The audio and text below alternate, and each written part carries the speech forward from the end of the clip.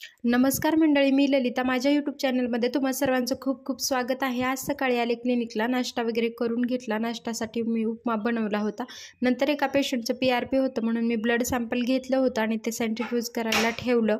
नंतर मग एका पेशंटचं पील करायचं होतं मला. नंतर मी यांचं पील वगैरे करून घेतलं आणि 10 मिनटाचा वेळ होता, तोपर्यंत सेंट्रिफ्यूज वगैरे करायचं होतं आणि पुढच्या प्रोसिजरची तयारी करायची होती. मग यांचं पील झाल्यानंतर दुसऱ्या अपॉइंटमेंट्स वगैरे कशा आहेत बघून घेतल्या. तशा थोड्याशा कमी अपॉइंटमेंट्स होत्या.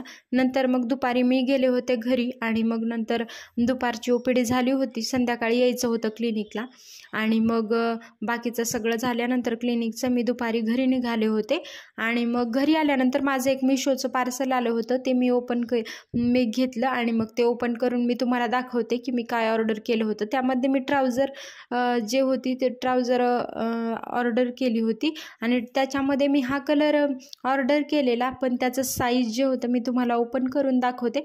क्वालिटी वगैरे त्याची बऱ्यापैकी आली होती आणि मला वाटलं ते कसं येईल, साईजचाच इश्यू होतात ऑनलाईन शॉपिंगमध्ये. पण म्हटलं बघूयात तरी आपण, आणि मी साईज 32 ऑर्डर केली होती आणि मग ओपन करून बघितलं तर ते कपडा वगैरे त्याचा छान होता, पण साईजमध्ये हाईटला होतं ते कमी होतं आणि मग त्यामुळं मला ते नंतर बघितलं. क्वालिटी बऱ्यापैकी होती, जास्त एवढी प्राईसच्या हिशोबाने ठीक होती. कारण हे मला मिळालं होतं 270 असं काहीतरी प्राईजमध्ये आणि मग मी ते कपडा तर ठीक वाटला त्या मानाने मला, पण साईजमध्ये इश्यू असल्यामुळं नंतर ते मी रिटर्न करणार होते.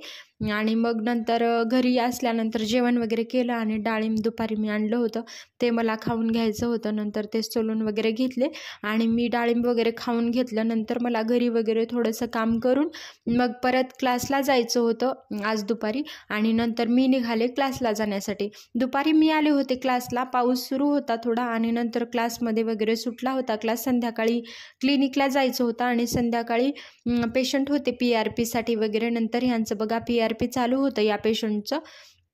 आता आपल्याकडे केमिकल पीलवरती आणि फेशियल्स यावरती ऑफर्स चालू आहेत, तर नक्की एकदा तुम्ही डिटेल्समध्ये माझे व्हिडिओज बघा आणि त्याचं प्राईस वगैरे काय आहे हे मी तुम्हाला नक्की व्हिडिओजमध्ये सांगते. यांचं मग PRP चालू होतं, ते PRP झालं होतं. मॅम बघा इंजेक्ट करत होत्या. हे प्रोसिजर झाल्यानंतर मग संध्याकाळची OPD संपत आली होती आणि पेशंट वगैरे संध्याकाळी खूप सगळे होते अपॉइंटमेंट्स आणि संध्याकाळी खूप सगळे पेशंट वगैरे आले होते.